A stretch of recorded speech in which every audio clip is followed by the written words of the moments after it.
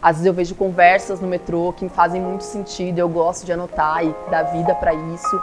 Eu sou Bia Lopes Maria, eu sou diretora de arte. Para o meu processo criativo, tem 2 etapas que eu acho que é super importante, é o que eu sempre costumo fazer, que é diariamente. Eu separo 30 minutos do meu dia, 15 para estudar referências. Os outros 15 minutos, eu gosto de olhar um pouco o que está acontecendo no macro, assim, no mundo. Eu costumo anotar vários insights, ideias, coisas aleatórias. Eu costumo anotar, fazer poema. Eu acho que hoje a arte, ela tá muito atrelada a isso, o que a gente tem aqui dentro, o que a gente pensa. Então é a partir das minhas anotações que depois eu gosto de dar uma olhada, então é a partir disso que depois tem nome de projetos, é a partir disso que depois eu faço alguns posts, alguns conteúdos. Um processo bem legal que eu gosto é de discutir, dialogar com as pessoas, com a minha rede, que a gente chama de brainstorming, né? Então como que a gente pode conversar a partir de uma ideia que a gente teve. Um dos meus processos também, que eu gosto muito de fazer, inclusive ele começou quando eu nem sabia o que era publicidade, desde os meus 15 anos, que é refazer.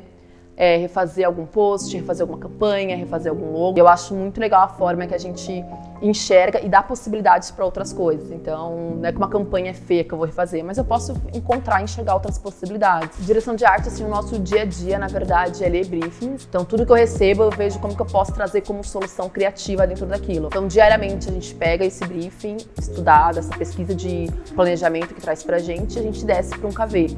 E esse KV, né, que a gente traz tudo, elementos de cores, e depois a gente vai à próxima etapa, que é conversar com a produtora, conversar com os diretores de cena, como que a gente pode trazer vida a esse projeto, a essas ideias. O dia a dia em uma agência de publicidade é bem dinâmico, a gente sempre conversa muito com todas as áreas, mais com atendimento e com gestão de projetos, que é o que direciona pra gente, né, a nossa pauta, o nosso dia a dia, mas o dinamismo de um projeto de criação também é junto com o pessoal de conteúdo. Pega a nossa pauta do dia, a gente vê o que a gente consegue fazer e, claro, sempre tem trocas, é muito dinâmico. Então, se você tem uma ideia ou outra, você puxa alguém para conversar. Então, se você quer saber o que está mais forte no mundo, na tecnologia, no Twitter, você senta com alguém de BI, senta com alguém que traz esses dados para vocês, que eu acho que dados é muito importante, né? A partir deles que a gente consegue olhar para onde a gente quer ir. Eu acredito que a publicidade ela tem um papel significativo na vida das pessoas, principalmente da gente que consome. Então, de levar isso e também de como que ela se posiciona e se comunica a partir disso. Como diretora de arte, eu vejo e me sinto totalmente responsável por todos os dias levantar pautas importantes, mas eu acredito que por muito tempo a publicidade ela foi falha. E a gente viu isso acontecendo em todas as gerações, né, no hoje, quanto que, por exemplo, para mim, o quanto que eu sempre fui embranquecida por conta da publicidade, por conta disso. Então, quando eu tinha 7 anos, por não ter nenhuma referência de pessoa preta ali, com cabelo cacheado, eu quis alisar o cabelo, porque todas as campanhas publicitárias reforçavam isso totalmente. Então eu sei o quanto que isso impactou e o quanto que eu não quero que tenha esse impacto para as pessoas, para as próximas gerações. Eu nunca entendi a diversidade, na verdade, como pauta. Eu sempre vi ela como um compromisso. Por muito tempo eu trabalhei em lugares que eles falaram que não aceitavam em campanhas ter imagens de pessoas não brancas. E aí quando você fala, peraí, então eu já não tô ali, eu já não pertenço a isso. Então eu como mulher negra eu via que esse espaço não era pra mim, não foi pensado pra gente e por muito tempo essas pessoas ditaram e falou que esse espaço não era pra nós pessoas pretas, né? Então por muito tempo essas pessoas, sobretudo pessoas brancas, contavam nossas histórias e por isso que a gente viu por muito tempo sendo contado história de pessoas pretas tão estereotipadas e fora do nosso contexto real, assim. Hoje eu vejo que eu trabalho a diversidade como um compromisso, nesse sentido de entender o quanto que é importante. Se eu não tô numa campanha, se não estão lidando sobre isso, se uma marca não está lidando sobre isso, ela não está lidando com a minha existência. Está tirando a minha existência, eu saio de fora, não trabalho com essa marca, com essa empresa. Eu acho que isso foi totalmente importante, assim, para mim. A discussão racial aqui no Brasil, ela é muito lenta. Então a gente, por muito tempo, até hoje, a gente lida com pessoas que não sabe se são negras, se são pretas, se elas são brancas, como que fala isso, se eu posso falar preta, se eu posso... Então, acho que aqui no Brasil ainda está muito atrasado tudo, assim, né?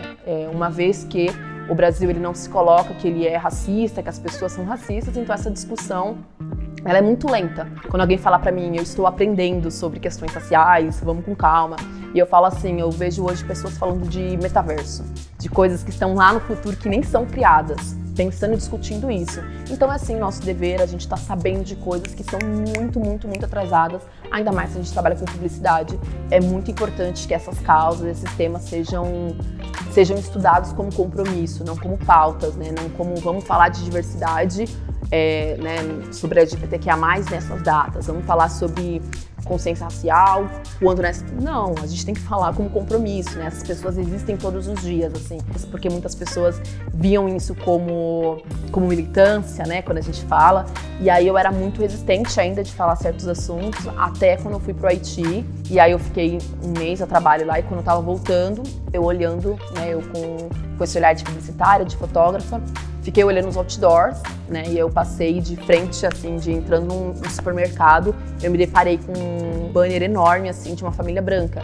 E no Haiti, sendo 94% com pessoas pretas, aquilo me trouxe um incômodo muito grande. Eu lembro que eu atravessei a rua, e aí na outra rua tinha uma universidade, bem grandão também, um outdoor, com pessoas, com jovens sorrindo, pessoas brancas. Acho que foi ali que eu acordei, eu até falo, eu precisei sair do Brasil, onde já era realidade, para encontrar lá fora o que estava acontecendo, o reflexo daqui. E ali que eu fui conseguir perceber, eu falei, cara, se ali no Haiti, onde 99% das pessoas são pretas, e ali eles reforçam ainda essa publicidade branca, tem alguma coisa errada acontecendo. E aí foi quando eu fui estudando no meu repertório, vendo o que causava isso. Muitas dessas imagens são compradas em banco de imagens, eu entendi o quanto que muito responsável disso era também o banco de imagens e quem alimentava isso. Então por isso que eu desenvolvi esse projeto, né, fundei o Remodelar, que é para aumentar essas imagens mais diversas e representativas nesses bancos de imagens e, sobretudo, também quem está subindo essas fotos, que eu acho que é totalmente importante ter pessoas pretas, né, subindo e contando essas narrativas.